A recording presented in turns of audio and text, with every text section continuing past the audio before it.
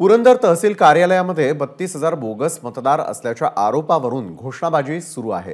Purandar हवेलीमधील 32,000 bogus मतदार असल्याचा आरोप विजय शिवतारे यांनी केला होता। त्यावरून प्रशासनाने अनेक मतदारांना नोटिसा धाडल्यात। तसंच पुरंदर हवेलीचे आमदार संजय जगताप यांना देखील आपलं 2 ठिकाणी मतदान असल्याच्या कारणावरून नोटीस धाडण्यात आलेली होती।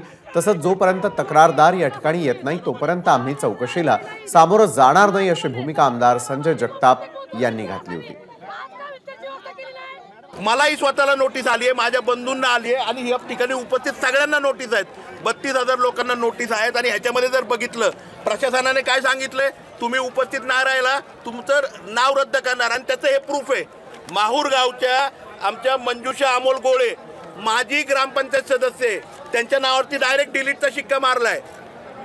डायरेक्ट डिलीटचा शिक्का कुणाच्या ग्रामपंचायतीच्या सदस्याच्या नावावरती।